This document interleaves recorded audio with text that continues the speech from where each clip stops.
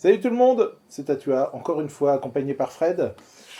Aujourd'hui, on va vous faire une émission comics versus film un petit peu différente de ce qu'on a l'habitude de faire. Cette fois-ci, on n'est pas vraiment sur de l'actualité. Back in time, on va s'occuper de Robocop. Commençons par parler déjà de Robocop, la sortie du premier film, puisque c'est ce qui pose les bases du personnage et de l'univers. Sorti en 1987 et l'un des fleurons du cyberpunk au cinéma. C'était déjà une grande claque dans la gueule, faut le dire. Une énorme claque, un projet auquel les studios ne croyaient pas du tout, et qui finalement a rapporté de l'argent. Donc, argent égale franchise. L'idée de Robocop a germé dans l'esprit de Edward Neumeier, scénariste hollywoodien qui a travaillé après sur Starship Troopers. Alors en fait, il a eu l'idée de Robocop, du flic robot, alors qu'il avait un petit poste sur le tournage de Blade Runner. Il a travaillé son scénario avec Michael Miner et ils ont présenté ça au studio. Alors, comme je disais, ils n'y croyaient pas trop, ils ont proposé ça à plusieurs personnes et ça a fini par être réalisé par Paul Verhoeven, un jeune réalisateur néerlandais dont c'était le premier film à Hollywood. Il avait réalisé avant un film qui s'appelait La chair et le sang avec deux acteurs de Blade Runner justement. Robocop, c'est quoi ? Robocop, c'est lui. Presque. C'est presque lui. Il a plus la tête de Bokaro Banzai d'habitude. Mais... Oui, il a plus une tête de Peter Weller. Weller, c'est pas comme ça. Well, c'est bien en anglais, non ? Ouais, c'est ça, voilà. Ça, c'est Burke. Voilà, ça dit tout. Bref, Robocop, c'est l'agent de police Alex Murphy qui s'est fait descendre par le méchant Clarence Bodicker et son équipe, et qui a été robotisé pour aller botter des culs. Voilà, c'est un cyborg donc. Voilà. Il a été robotisé par une société qui s'appelle l'Omni-Cartel des produits en français. Donc l'OCP, c'est quoi ? En fait, la ville de Détroit est quasiment en faillite. Petit à petit, l'OCP est en train de racheter la ville pour essayer d'en faire la première ville privée. C'est sans doute l'élément le plus cyberpunk de l'histoire, de l'univers de Robocop. Ça, et bien sûr le fait qu'il y ait des cyborgs. Cette mainmise des multinationales sur la vie civile. Voilà. Au bout d'un moment, ils vont en venir à gérer la police, etc. Et voilà. Le premier film pose les bases, et les bases, voilà, c'est ça, c'est Robocop. Donc ce flic très droit, qui se retrouve dans le corps d'un cyborg, qui est programmé malgré tout par l'OCP, et qui va dépasser sa programmation pour en arriver à combattre aussi, entre autres, l'OCP, ceux qui l'ont créé, va se retourner un petit peu contre eux et les injustices qu'ils créent. De suite, sur le 2 et le 3, on a un nouvel ajout dans l'équipe, c'est Frank Miller.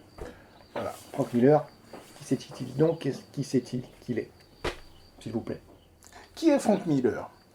Eh bien en fait, Frank Miller, c'est un scénariste de comics très célèbre, qui a créé quelques petites séries. Qui a été connu, je pense, en premier lieu pour son travail sur Daredevil et puis Batman. Oui. Il a rendu les sujets, on va dire, plus adultes, mais surtout plus sombres. Il a redonné de l'intérêt à Daredevil en créant La Main et Elektra. Et il l'a reboosté. En voyant ça, DC l'a embauché. Regarde, on a un personnage un peu vieillissant, là, Batman, depuis les années 60, et puis une série télé où il y avait des booms et des cracks partout. Il a rien fait, quoi. Donc, tu pourrais mettre un petit coup de jeune. Ok, pas de problème, je vais le faire vieux et je vais lui faire casser la gueule à tout le monde. Donc, The Dark Knight, qui a été la révolution de Batman, enfin la première révolution de Batman, suivie de très près par celle de Tim Burton. Et puis bon, la Batmania, on s'en est suivi. Le truc, c'est qu'il y a un des producteurs de Robocop qui, ayant vu le succès de Batman Dark Knight, a dit « Ah mais lui là, le Franck Meunier là, tiens, viens, on va te faire faire un scénario de film. » Frank Miller qui est aussi, pour rappel, créateur de 300 et de Sin City. Tout de suite après Robocop, il a fait Ronin aussi, qui est totalement dans la vague cyberpunk aussi. Donc, il écrit un scénario pour Robocop 2. Et le scénario, il est bien ton scénario, il est bien. Par contre, il est un peu compliqué, et puis ça va coûter cher, hein. Attends, on s'est fait que quelques millions avec le premier, quoi. C'est vachement bien, mais ça te dérange si on le charcute ? On a donc fait retoucher son scénario, et on a eu également le problème du réalisateur. Paul Verhoeven, il veut pas. Ouais, il n'est pas très suite, Verhoeven. Il n'est pas très très suite, et puis bon, là il est en train de commencer à travailler sur un autre projet qui s'appelle Total Recall. Voilà. Inconnu au bataillon. Non, je déconne. Donc il réfléchit, il propose à plusieurs personnes qui veulent pas, et puis il se trouve qu'il pense à un gars qui a une réputation de yes man à Hollywood, mais qui est pas personne quand même, c'est Irving Kershner. Alors, Irving Kershner, c'est le réalisateur des Yeux de Laura Mars, de Jamais plus jamais, le James Bond pas officiel. Ça a été un prof de George Lucas quand il était à l'université. De fait, c'est devenu le réalisateur de l'Empire contre-attaque. Ils font appel à Irving Kershner, dont ce sera d'ailleurs le dernier film. Et puis c'est parti mon kiki. Oui, finalement c'était un bon choix, Irving Kershner. Dans le 2, on a une continuité sur le fond comme sur la forme. Alors je sais que certains, à l'époque, ont décrié cette suite. Oui. Pour moi, elle fait carrément l'affaire. Hein. Pas de souci. Ah, moi j'adore cette suite. Il y a beaucoup de gens qui bavent dessus, mais c'est qu'ils n'avaient pas encore vu le 3.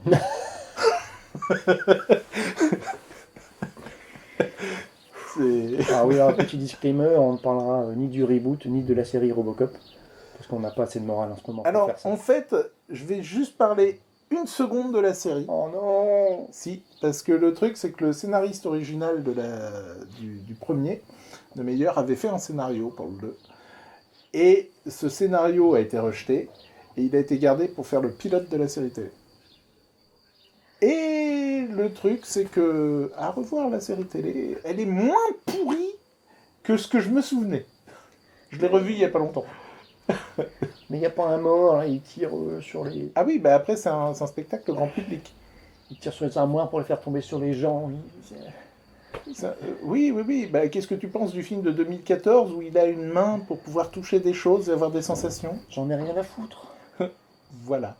Alors, je dois avouer que dans celui de 2014, ce qui me dérange le plus, c'est que c'est un véritable gâchis parce qu'on a une superbe distribution et que les acteurs sont employés pour faire de la merde, quoi. Je me souviens absolument pas de quoi ça part. J'ai pas envie de le revoir. C'est le truc, c'est que même si on est un robot, on a le droit d'avoir une famille. D'accord. Allez, on dit d'accord et on passe à la suite. Ouais. Allez, on fait ça. Robocop 2 et Robocop 3, Frank Miller va travailler dessus. Son scénario, donc qu'il a présenté pour le 2, va être charcuté, mais des éléments vont être repris pour le 3. Et il va être rappelé pour travailler sur le 3. Et avec un scénario qui va être recharcuté. Qui va être recharcuté derrière. Ah, bon. Voilà. Mais bref, il y a du Miller dedans. Et ce scénario original qu'il a présenté pour donc, le 2, il va le récupérer après pour en faire un comics. Le scénario que Miller a écrit était un scénario cinéma, donc un script, donc avec juste des dialogues et quelques didascalies. Le scénario a été adapté pour le comics par un copain à lui qui s'appelle Steven Grant. Alors Steven Grant, c'était un scénariste chez Marvel dans les années 80, qui a bossé un peu sur DC aussi. Donc au dessin, Juan José Rip, plus quelques coloristes qui auraient dû s'abstenir. Ils ont fait des choses trop compliquées, ils ont fait de la lumière, Photoshop et tout ça façon années 90, alors que la BD a été faite quand même au début des années 2000. Ils pourrissent un peu le dessin de Rip. Un excellent dessinateur noir et blanc, un peu dans la veine du détail à la Jeff Darrow, qui a été, lui, collaborateur de Miller sur Hardboiled. Donc, ce comics, on va voir un petit peu ce qu'il y a dedans, comment ça a été repris ensuite dans le 2, le 3, comment toute cette sauce a été montée. Alors, le comics commence quelque part de manière très classique, effectivement, dans Robocop. On a la police qui est en grève, reprise en particulier dans le début de Robocop 2, où on sent que voilà, l'OCP, effectivement, se sert de la police pour augmenter les tensions dans la ville.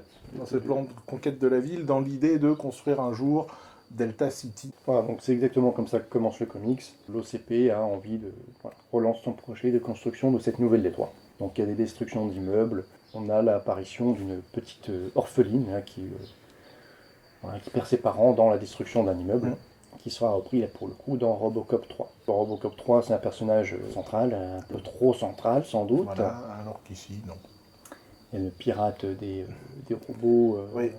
Un ED-209. Là, c'est Elle très sert- bien. Elle sert juste à être une orpheline dans le rôle d'une orpheline et puis on passe à autre chose. Voilà. Comme toujours dans Robocop, on commence aussi par les médias. Parce que tout ça, c'est quand même vu dans le cadre aussi d'une émission de télé, avec un présentateur outrancier qui en met une couche sur les agitations sociales également. Tout ça pour convenir à l'OCP. L'agitation sociale, ça mène à quoi? Avec la police en grève, ça mène au fait que la police est totalement discréditée. Les seuls flics qui travaillent, c'est Robocop et puis l'agent Lewis, quoi. Sachant que l'agent Lewis a plus de poids dans le comics que dans le film. Ouais. Dans le film, elle a été mise en retrait. En particulier dans le 3, où elle crève comme un gros quel. Avec cette émission, là, ces journalistes ont fait la connaissance du Dr Love. Elle est la voix des associations familiales, la voix du psychiatre, qui évoque de toute façon la violence de Robocop, qui maintient la loi, mais bon, il faudrait qu'il apprenne d'autres méthodes. Son personnage est repris par l'identique, mais les bases en tout cas sont reprises. Et donc c'est le Dr Fax dans Robocop 2. Étant donné sa médiatisation, l'OCP va la recruter. Elle va avoir une action directe puisqu'elle va reprogrammer Robocop.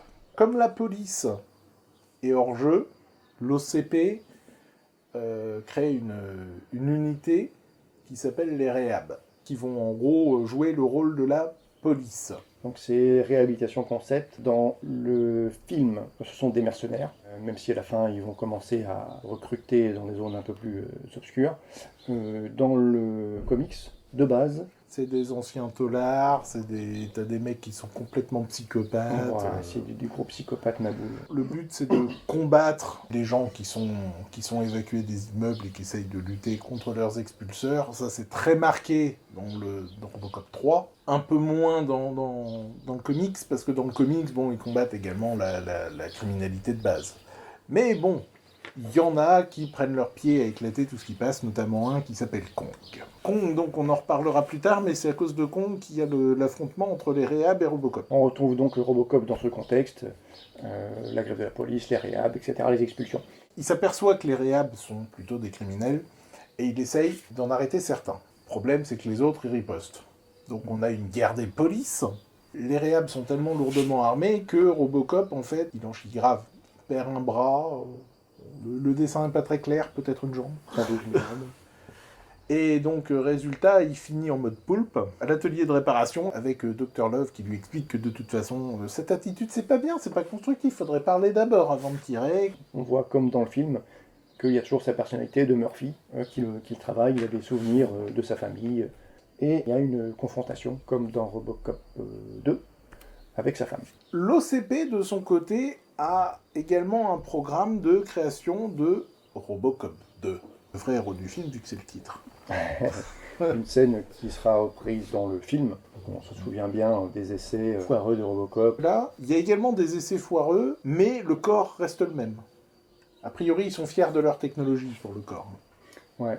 Moi, je suis pas trop fan du design. Le design du Robocop 2 dans la BD, en fait, on dirait l'armure Hulkbuster de Iron Man, avec une tête d'écran. Ce que j'aimais bien, moi, dans le design de Robocop 2 du film, c'est qu'il a un côté très animal. Comme en plus, dedans, il y a Cain, le gros méchant, qui est complètement bestial. Ça lui va très bien, ça donne une personnalité au robot qui est assez intéressante. Il a un look de Vélociraptor, le machin, quoi, avec sa griffe. En fait, Ouais. Le seul truc qui est moche dessus, c'est que son écran s'ouvre et on voit la 3D dégueulasse, quoi. Mais bon, c'est l'époque. Je crois que c'est le seul truc en 3D qu'il y a, tout le reste est en stop motion. Donc. Oui. Ah oui. Les effets spéciaux dans les Robocop 1 et 2 sont terribles. Dans Robocop 3, on va pas tirer sur l'ambulance, quoi que si. Le Dr Love est dans la place, dans l'OCP, et elle va justement s'investir pour chercher un cerveau pour ce nouveau Robocop 2 après les multiples échecs. Et qui va-t-elle choisir? Je vous le demande, Emile. Kong Kong. J'avais trouvé. Le gros psychopathe de ses morts. Kong est assez taré pour avoir des motivations. Il aura l'esprit pour résister au processus de déshumanisation. Oui, ça c'est sûr. Puisque finalement, il n'est même pas tout à fait humain, à la base. On est sûr qu'il va survivre à l'opération. Après, on n'est pas sûr Voilà. qu'il va obéir aux ordres. Pendant qu'ils conçoivent Robocop 2, elle va reprogrammer Robocop 1 avec ses idées et ses valeurs familiales. Du genre, faut pas dire des gros mots, faut pas être agressif, il faut choisir la discussion avant le tir et tout. Alors dans le monde de Robocop, les bandits sont des gens absolument abominables. Ils justifient la violence par la violence du monde dans Robocop. Comme une espèce de Solomon Kane moderne. Donc il va se retrouver à essayer de discuter, etc. Un transfert quasi direct dans le film Robocop 2. Toutes ces nouvelles instructions qui viennent le brouiller. Il y a une reprise, je pense, quasiment identique avec les enfants qui jouent avec la bouche d'incendie. Sinon, ça commence un petit peu à monter la tension entre les flics et les réhabs. Et le sergent Reed, le chef de la police, est tué. Et tué, oui. Alors que dans les films, c'est un des rares acteurs qui fait les 3 films. Ouais. Là, il se fait flinguer, il est assassiné par les réhabs, en fait. Ouais, non seulement ça, mais en plus il s'en profite pour faire passer ça sur le dos de Robocop, ternir encore un peu plus sa réputation. Suite à ça arrive la présentation de Robocop 2. Sauf que la présentation de Robocop 2 se passe assez mal. Robocop 2, il défonce tout le monde quand il arrive. Les bons comme les méchants. Et il fait le ménage, quoi. Dans le film, on a une présentation devant la presse et puis des membres de la mairie. Et là, il se tient à peu près. Et puis au moment où Robocop arrive, par contre, il détruit son système de contrôle et il canarde tout le monde. Dans le comics, en fait, tout de suite, il déconne, quoi. En fait, Robocop, là où il tire sur un mec pour lui expliquer que c'est mal de fumer, parce qu'il doit risquer des tas de choses en fumant, mais il risque notamment le saturnisme par ingestion de plomb. Oui. Cette blague-là, elle n'est pas de moi, elle est dans The Crow. Il est dans le métro quand il fait ça, donc il est accusé d'avoir tué le sergent Reed, et c'est à ce moment-là que Robocop 2, pour sa présentation au public, vient faire l'arrestation de Robocop 1. Sauf que Robocop 2, arrivant sur place, il commence par flinguer l'officier de la sécurité du métro, puis il commence à cramer un faux Elvis, bref, il tue des gens. Et Robocop, il est là, il voit ça comme un con. Il y a des réhabs qui commencent à arriver aussi. Là, il y a Robocop 2 qui fait un petit geste caractéristique. Il prend du sang sur un des cadavres et qui se badigeonne la gueule avec. Et là, Robocop, oups, Kong, il faisait pareil. Ouais. Donc il comprend que c'est Kong, donc que c'est un psychopathe. Donc il passe en mode combatif, enfin pseudo-combatif, puisque avant de tirer, il demande si ce serait pas bien d'en parler. Il est toujours sous la programmation du Dr Love. Voilà, il est toujours sous sa programmation pourrie. Dans le film où il a déjà fait sauter au moment où il affronte la bestiole. Et donc là, c'est le début du fight. Ça se passe pas super bien pour lui, mais il arrive quand même à s'en tirer. Et Robocop 2, lui, va retourner au labo pour un réglage, avec l'OCP qui prévient le Dr Love que ce serait bien que ça se reproduise pas.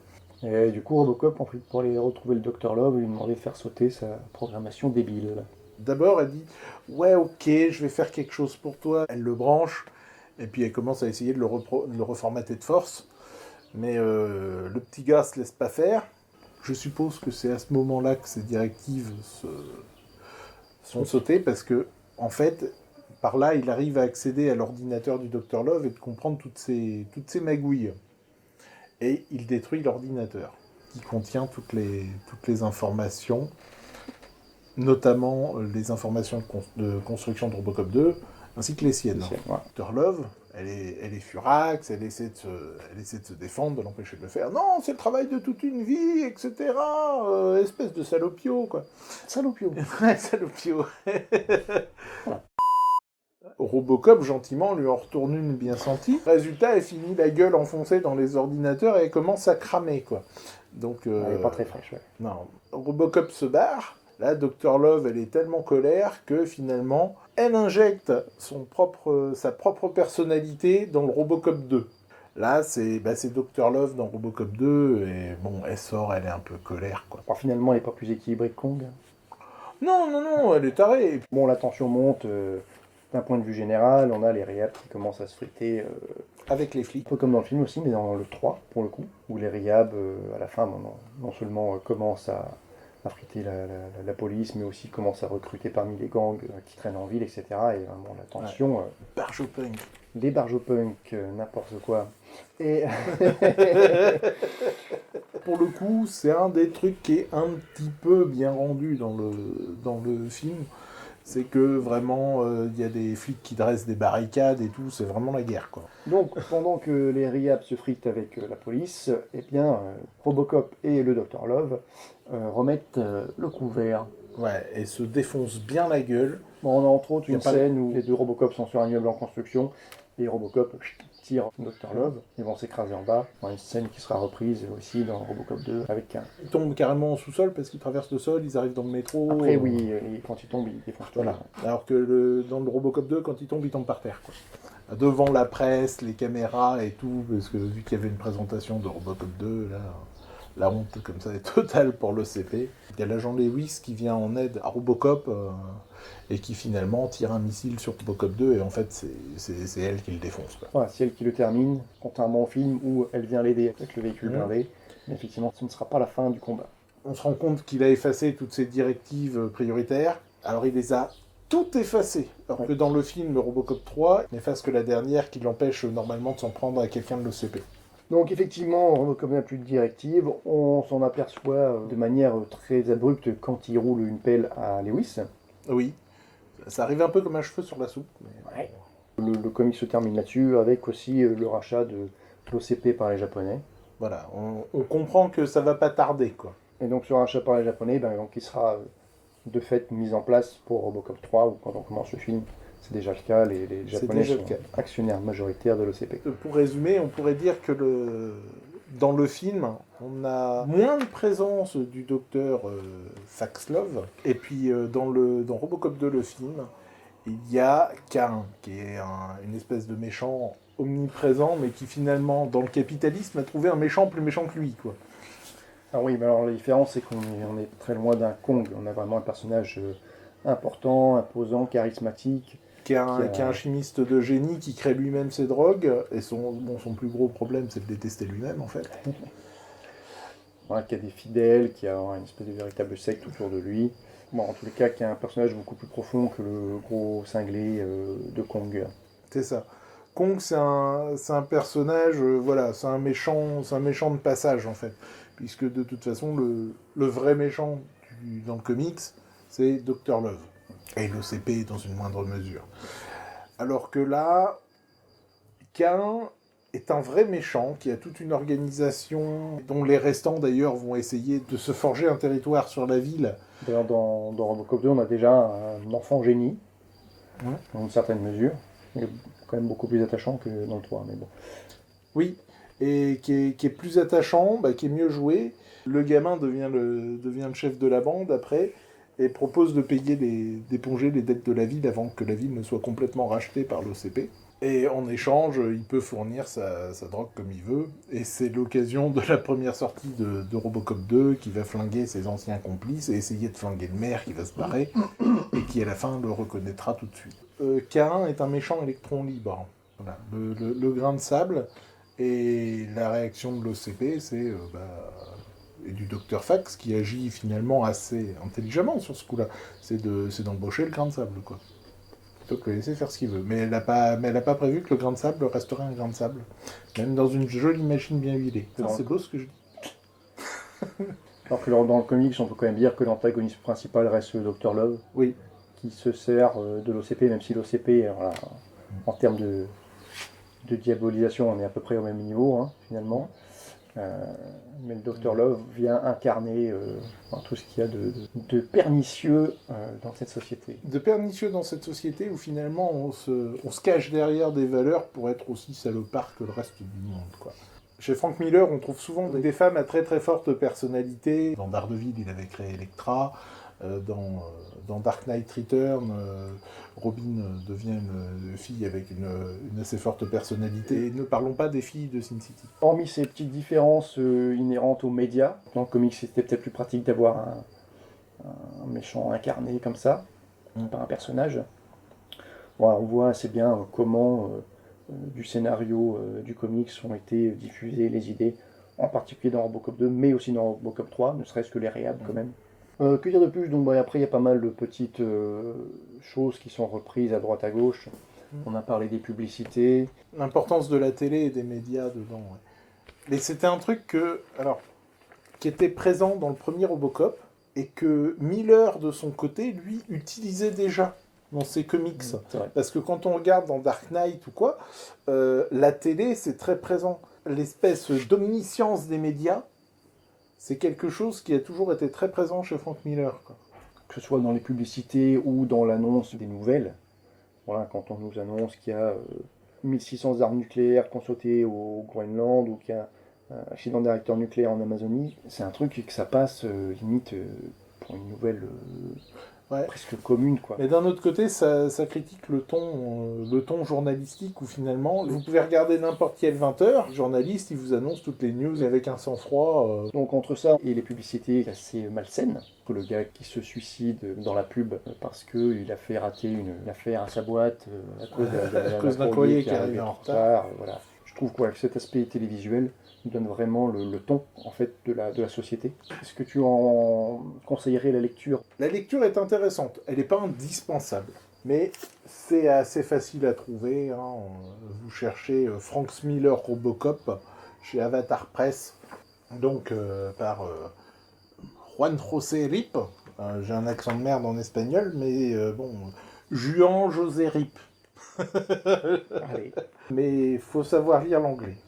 On a des pages qui sont un peu chargées et les couleurs rendent vraiment le truc indigeste, quoi. En noir et blanc, il aurait été très bien, parce que Rip, moi je connaissais son travail par ailleurs, je sais qu'en noir et blanc il est très bien. Le film est à voir, hein. Oui, à la limite, si vous devez voir ou revoir quelque chose, Robocop 1, Robocop 2. Voilà. Robocop 3, c'est si vous voulez rire. Mais voilà. Et si vous voulez encore plus rire, vous avez Robocop Directive Prioritaire, vous avez la série télé, vous avez le dessin animé, mais bon. Vous avez le comics aussi qui a été fait, scénarisé par Frank Miller aussi, Robocop contre Terminator. Il a été parfaitement assumé par Verhoeven et son équipe de tournage qui a des éléments de Robocop qu'ils ont piqué à Terminator. Et sachant que c'était la même maison de production, donc il n'y a pas eu de plainte ou quoi, il y a même des éléments de la musique de Terminator qui ont été utilisés dans Robocop, premier du nom. Mais j'aime pas trop ce genre de mélange. Mais parfois, ce genre de mélange, ça va être réussi. Des fois, regarde Alien vs Predator. Ah, c'est pas... La BD. J'ai failli m'humilier en public. Quand il y a une véritable logique derrière, voilà, effectivement, ça peut le faire. Et écoutez, je crois que c'est tout ce que nous avions à dire sur ce film. Donc on a évoqué dans cet épisode The Crow, Alien vs Predator. Si vous pensez que c'est des bonnes idées pour de futures émissions, n'hésitez pas à nous l'indiquer dans les commentaires. Mettez des pouces bleus. Oh merde, il est rose. Faites sonner la cloche. Et puis à bientôt. Et à bientôt. Ciao. Ciao.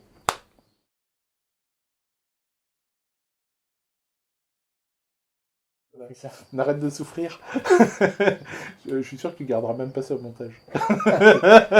Possible que ça dégage selon le temps. Je te gâche pas. Dans le temps, il fait beau. Pardon, désolé. Avec le confinement, j'ai pas eu mon quota de conneries pendant longtemps. Bref. Le scénario de Frank Miller est charcuté alors qu'il avait mis super longtemps à l'écrire, vous savez. Il avait mis 1000 heures. 1000 heures pour l'écrire. Ouais. Oh putain, on a une blague de merde.